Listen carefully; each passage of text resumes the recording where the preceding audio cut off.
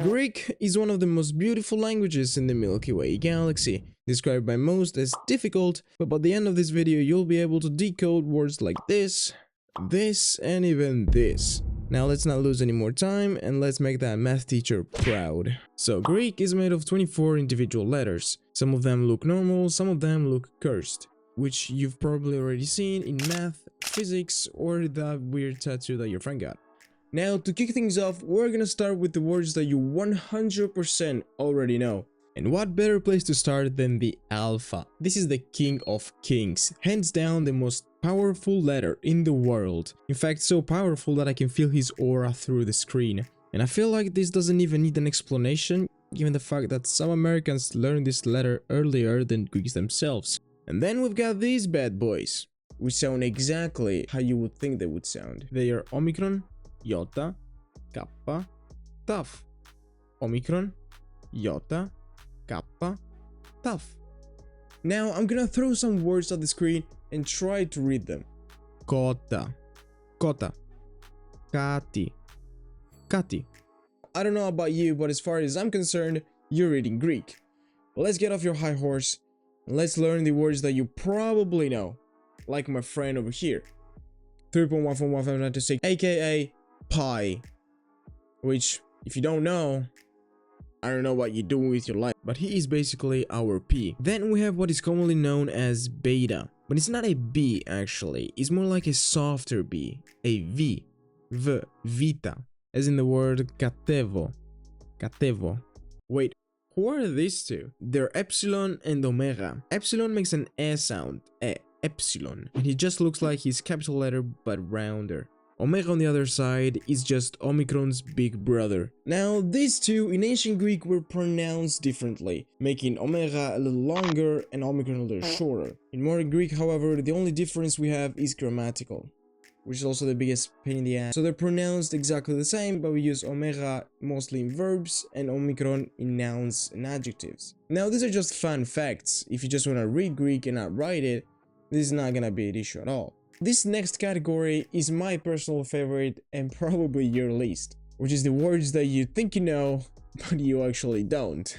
Now try to guess what this guy might sound like. Well, going off by the familiar uppercase and the category we're in, you'll never say he's a V, but an N. And you'll be correct. That's our N, called ni in Greek. Awesome, now try to read this word. Nea. Nea. Now, ni was pretty simple, I'll admit.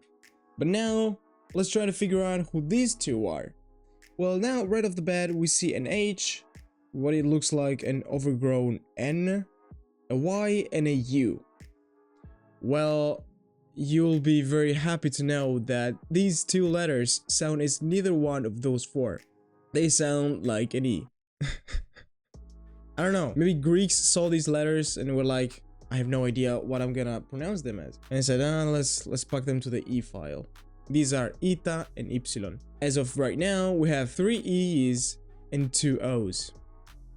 And yeah, let me present to you to he and rho. He is what you commonly know as X. And following the same principle as vita, he doesn't make an X sound, but a softer one. He, as in heri, or in horo. And this one is just our normal R. I have no idea why they had to just mish the letters just in... They are completely the same. I don't know. They're completely the same. They sound differently. Now, before going to the aliens, let's pay a visit to these fellas, which are the letters that you should absolutely learn. In my opinion, pretty cool letters, which are gamma, delta, lambda, mi, and sigma. Now, gamma and delta might sound and look confusing at first, but I guarantee you will get easier over time. For the time being, I'm gonna leave you with these two pearls that I'm sure you always wanted to say in Greek. Gamoto, gaidaros. You don't need to thank me. Then we have lambda and mi, which are, you know, the L and the M, which do look a little goofy. And now for the grand finale, we have the true sigma, which is the only letter to have 3 forms, We have the first uppercase, the first lowercase, and the second lowercase that no one knows about, that we only use at the end of each word. Now, you might know that most of Greek names end with an S.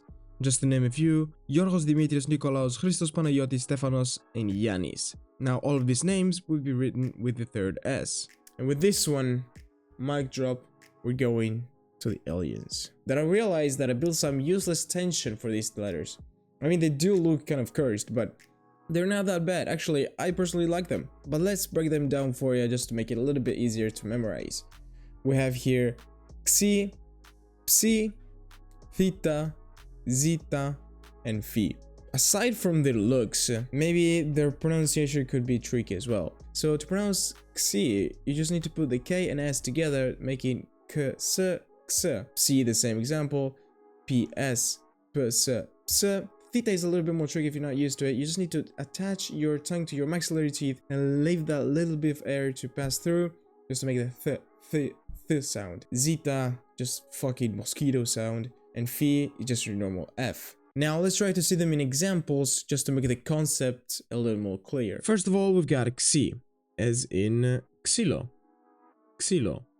Then we've got Psi, which is an all-time classic, Psari. Psari, which I would argue it kind of looks like a fish as well. Theta, we've got Theos, Theos, God. Then we've got Zeta, as in Zo, Zo, animal. And lastly, Phi, as in Phos, light. Congratulations! You know now all the Greek letters. Let's celebrate! Yeah! It's not an easy task. It's a great milestone actually. But now, I hope you're ready to combine them. And now you would say, combine them? Well, do you remember when I told you that Vita doesn't make a B sound? Well, I never said we cannot make a B sound. We just need to combine me and P. That's how we pronounce B, as in Baba or Bala, for example. And how would you pronounce the G sound? The only thing close we have to G is Rama. But it's very soft, is it? To pronounce the G, we just need to put Rama and Kappa together. That's how we pronounce G. For example, Gol or gay. Now, another way to pronounce the G, of course, is to put Rama and Rama together.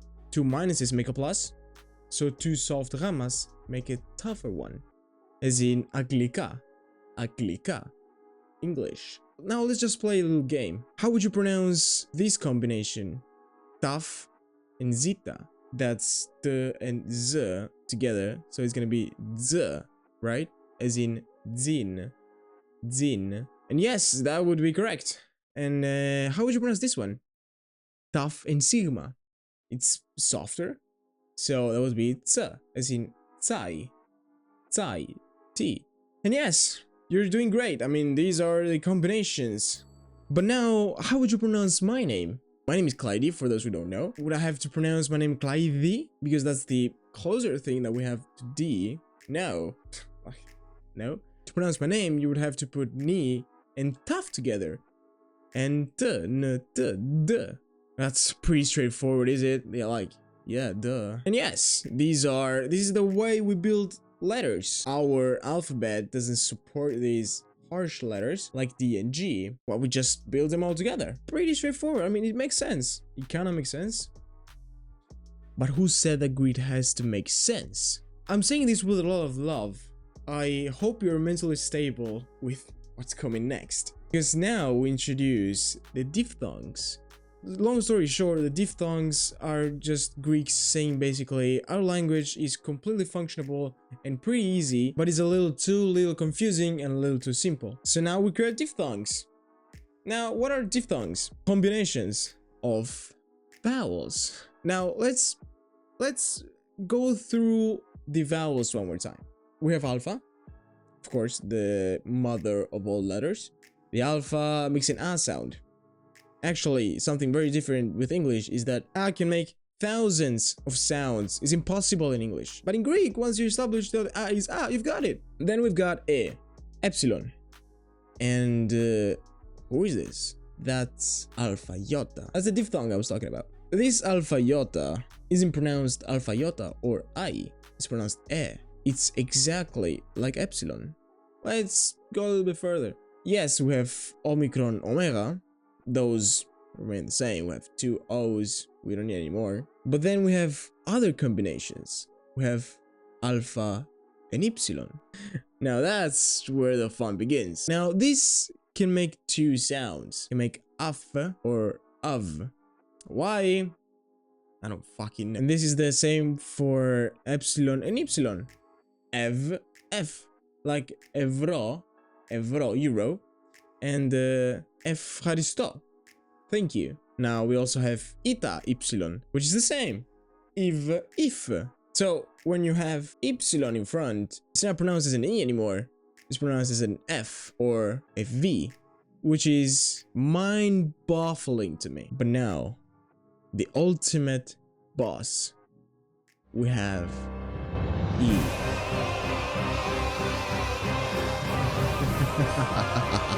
These are all the E's that no one asked about, but we still have in our language. We have iota, epsilon iota, omicron iota, eta, epsilon, epsilon iota. All of them. What is it pronounced? E. That's E, E, E, E, E, E. If you're confused on how something is pronounced, go with E, you'll probably be right. This is our beautiful, beautiful language. What? We're not done. How do we make a U sound? We don't? Yes, we do. We just need to put together omicron and epsilon. That would make U. Now, before leaving you in your normal life, I have to tell you two more things. They're not crazy, they're quite simple. Let's bring my name once again. That is Clyde. But now we just learned that alpha iota makes an S sound. So am I doomed to call my name Clyde for the rest of time? No. The way we do is we put an umlaut. Umlaut is a word that I learned yesterday, basically. But the way it works is our two dots on top of iota, just to say this is not a diphthong. These are two separate letters. So it's I, Clyde. And now the last thing and very last thing, I promise, something that you've already seen throughout this video also, is the tone mark. It's something that we put to see where the tone goes. So depending on the tone, it could be spelled baba or baba. Now this time doesn't really make any sense, but in some words the tone changes the meaning. Even though I'm not sure if we actually need it, because if you write with only uppercases, which does happen, you cannot put the tone.